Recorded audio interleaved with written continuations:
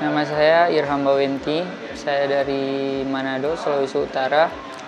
Tujuan saya datang ke bengkel print Indonesia buat cari printer Alpha Gen 3 Riket.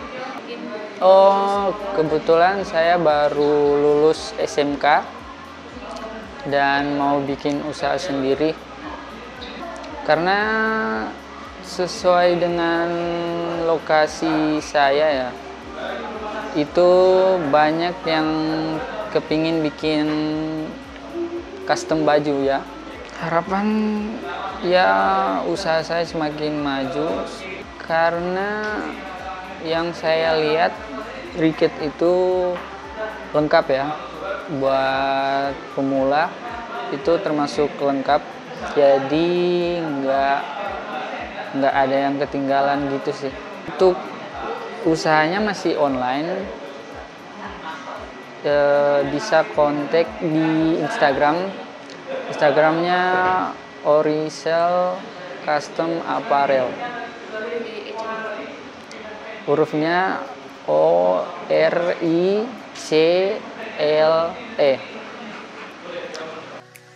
Riket, printer local pride.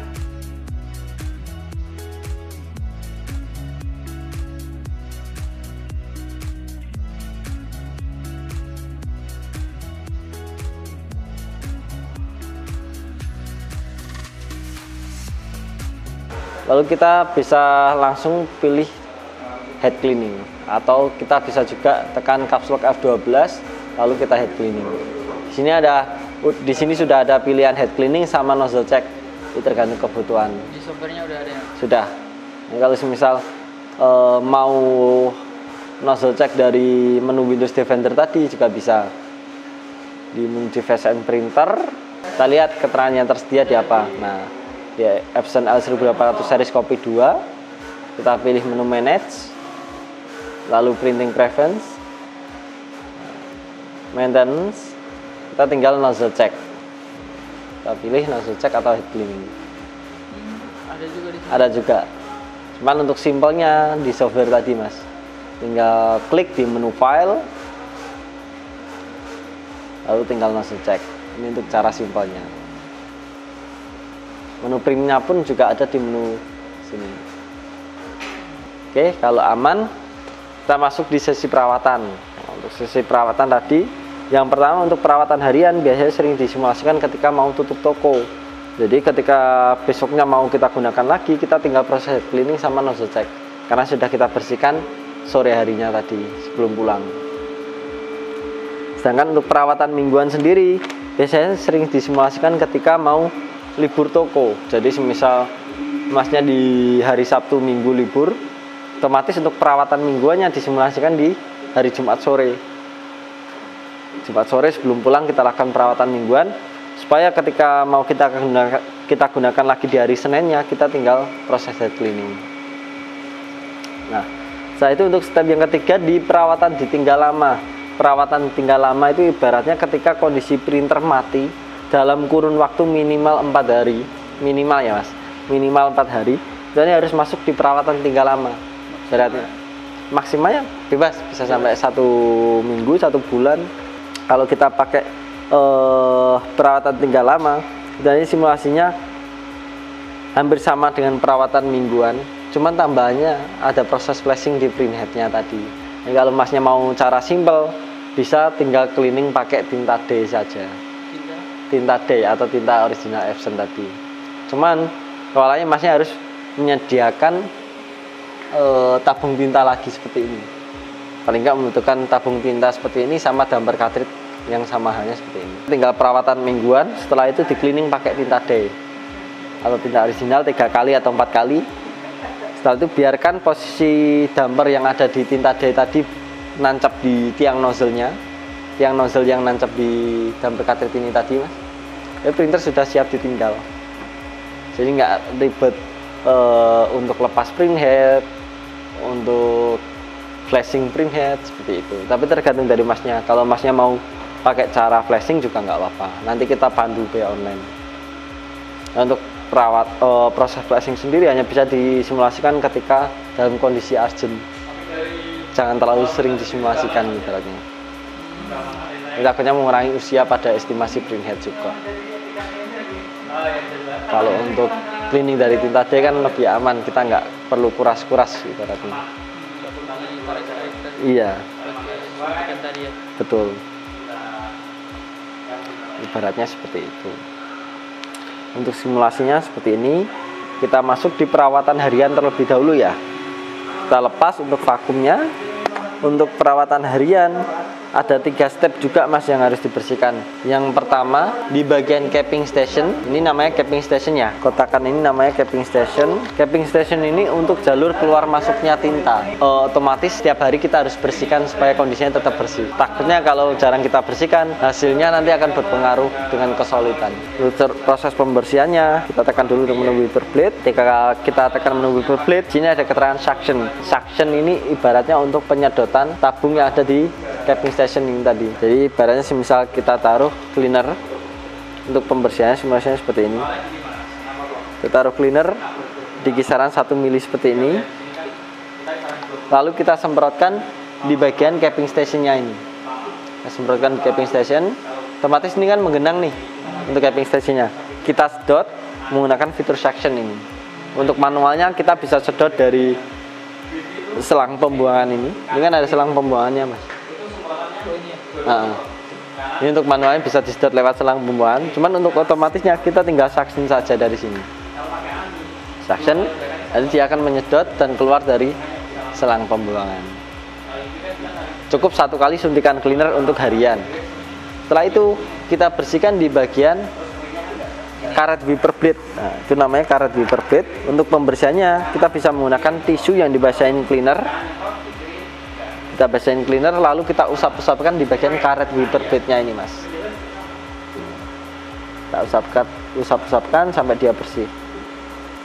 Ini untuk simulasi pembersihannya ya, pakai simulasi saja. Terus yang di step terakhir kita bersihkan di area bawah printhead. Nah, yang agak berisiko atau riskan itu di pembersihan area bawah printhead ini Mas. Ya, untuk membran printhead sendiri kan tipis, nggak bisa terkena sentuhan benda, nggak bisa terkena sentuhan tangan. Tapi kalau kita nggak sering bersihkan, nanti akan berisiko di kebuntuan printhead juga. Jadi mau nggak mau kita harus bersihkan. Untuk simulasi pembersihannya seperti ini. Usahakan masih yang harian. Tadi kan 3 step, sudah ada 2 kurang 1. Nah, untuk simulasi pembersihannya seperti ini. Sebelumnya kalau kita mau geser-geser posisi kepala printhead ini, pastikan untuk karet wiper blade ini sudah harus turun. Takutnya kalau belum turun kita geser kayak gini nanti kena printheadnya. Jadi kita turunkan dulu seperti ini. Nah, baru kita bisa geser-geser posisi kepala printhead. Untuk simulasi pembersihan area bawah printhead, kita bisa menggunakan tisu supaya permukaannya lebih lembut. Kita basahin dengan cleaner.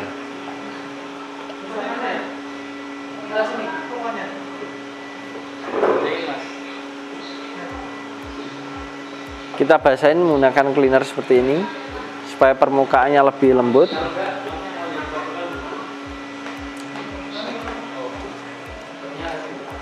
Setelah itu untuk pembersihannya masih cukup tempelkan saja di bagian area bawah printhead ini.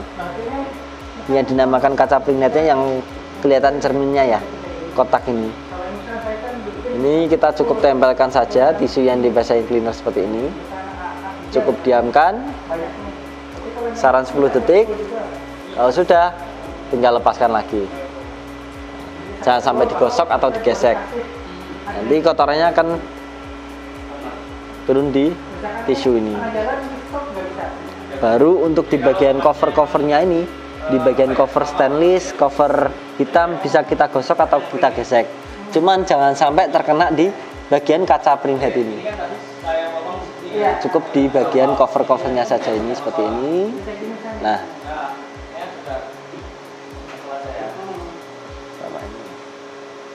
jangan sampai terkena di kaca printheadnya. Simulasi pembersihan seperti ini. Memang kalau pas masih awal agak kagok atau kaku, tapi nanti kalau sudah terbiasa pasti simple. Ini cuma 3 step ini untuk simulasi pembersihan untuk harian. Nah, kalau sudah, kita tinggal kunci ulang lalu kita matikan, lock, lalu tinggal matikan, printer sudah siap ditinggal. Besoknya ketika mau gunakan lagi, tinggal nyalakan lalu di cleaning. Itu aja. Itu untuk simulasi perawatan harian. Selanjutnya kita masuk di perawatan mingguan, Mas ya. Untuk simulasi perawatan mingguan, simulasinya hampir sama dengan perawatan harian. Cuman yang membedakan ada tambahan di pembersihan camping station tadi, Mas. Untuk harian kan cukup 1 kali suntikan cleaner. Kalau untuk mingguan kita bisa melakukan 4 sampai 5 kali suntikan cleaner. Iya. Jadi kita semprot, kita suction, kita semprot lagi, kita suction lagi sampai 4 atau 5 kali suntikan cleaner. Supaya lebih maksimal untuk pembersihan di camping stationnya. Untuk tambahan lagi di perawatan mingguan, kita bisa bersihkan di bagian sensor encoder strip atau sensor bacanya, Mas. Ini yang dinamakan sensor encoder strip atau sensor baca. Betul. Untuk simulasi pembersihannya kita siapkan tisu, kita basahin dengan sedikit minyak kayu putih. Kalau nggak ada minyak kayu putih nggak usah pakai apa-apa, cukup tisu kayak gini. Kita gosokkan di bagian sensor bacanya ini, Mas. Cukup 1 kali gerakan, satu arah. Setelah itu kita geser dan kita gosok lagi dari sini. Sebenarnya sama dengan perawatan harian, cuman ada tambahannya. Ini untuk sensor baca, Mas. Biasanya kalau ada semburan tinta atau kotoran debu, kita harus bersihkan supaya tidak mengganggu dengan sensor bacanya. Cuman untuk pembersihannya usahakan penekanannya jangan terlalu maksimal. Jadi cukup yang penting terkena di bagian mikanya ini atau sensor bacanya. Betul, makanya menggunakan minyak kayu putih. Jangan pakai cleaner atau menggunakan sabun. Kadarnya kan soalnya beda. Ini yang dinamakan as roller. Nanti bisa kita kasih pelumas oil grease ini, Mas. Jadi pelumas silikon grease yang kuning ini untuk pelumas di as rollernya. Cuman sebelum kita kasih oil grease ini, usahakan kita gosok dulu menggunakan tisu kering seperti ini.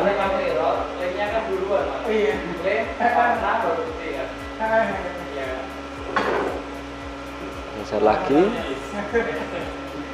Nanti otomatis untuk kotorannya akan menempel di tisu. Nah, seperti ini. Ini untuk kotoran dari as roller. Seperti ini. Baru kalau sudah kita bersihkan kayak gini, kita tambahin pelumas silikon grease. Untuk penggunaannya sendiri nggak terlalu banyak, jadi seperti pengolasan di balsem kayak gini, kita tinggal kasih di bagian as rollernya seperti ini. Seperti ini. Nah, untuk meratakannya, Masnya tinggal geser dari kepala printer. Tinggal geser-geser seperti ini, nanti dia akan merata dengan sendirinya. Nah, suaranya lebih halus dari tadi ya. Nanti lama-kelamaan kalau sudah sering terkena silikon grease ini, dia lebih halus lagi, Mas, suaranya. Jadi pertama kan masih agak kasar ya suaranya.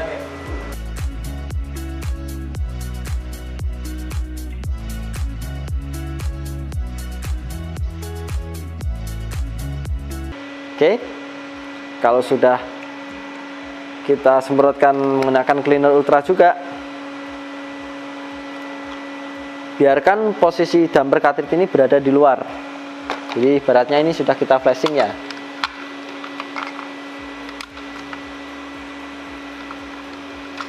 Ini ibaratnya sudah di flashing. Biarkan posisi damper cartridge ini berada di luar, lalu kita masukkan ke dalam plastik clip.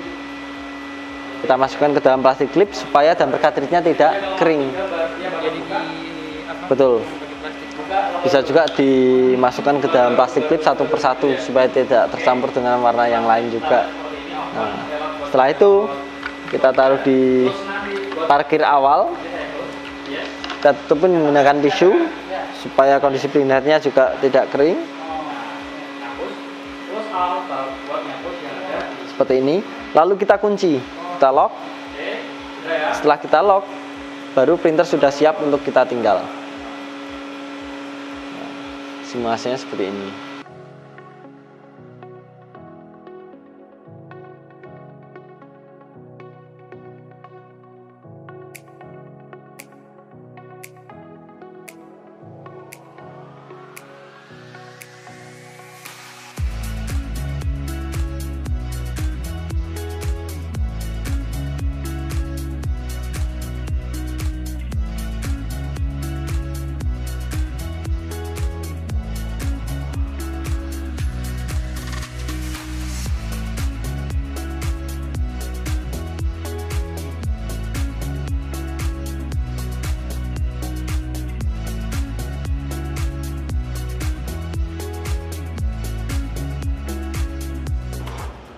kita sesuaikan seperti ini, lalu kita putar kiri kanan.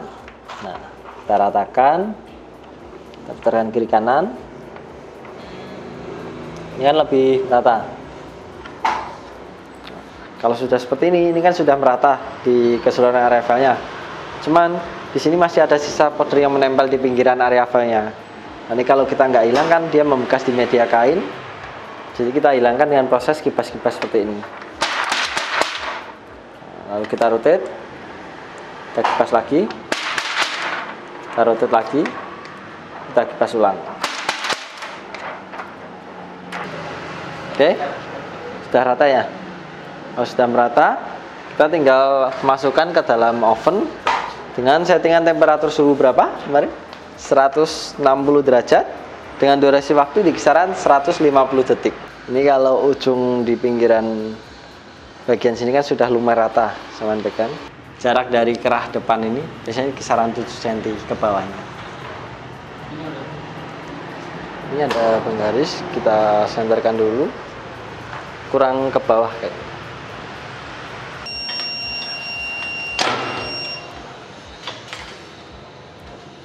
Nah, untuk proses pengelupasan, usahakan dikupas setelah benar-benar dingin. Nah, supaya lebih cepat dingin, kita bisa kipas-kipas seperti ini. Atau bisa juga kita taruh di atas lantai yang bersih atau meja seperti ini, lalu kita usap-usapkan pakai kain supaya lebih cepat dingin.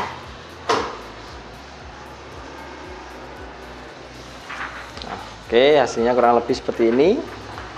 Ini kan sudah tertempel. Cuman untuk pengepresan kita harus dua kali pengepresan. Satu kali untuk penempelan, yang kedua untuk finishing. Nah, kekuatan. Nah, ini meskipun baru satu kali press, kita coba tes tarik, dia sudah aman ya. Cuman untuk daya tahan yang lebih maksimal atau lebih kuat, kita harus press untuk finishingnya juga. Yang kedua. Untuk pengepresan kedua ini kita bisa press dengan durasi 10 detik saja, atau bisa juga kita samakan seperti pengepresan awal, jadi 15 detik.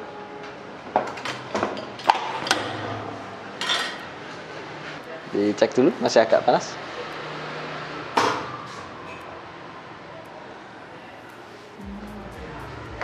Nah, kurang lebih untuk simulasi proses training metode sablon DTF seperti itu, Mas.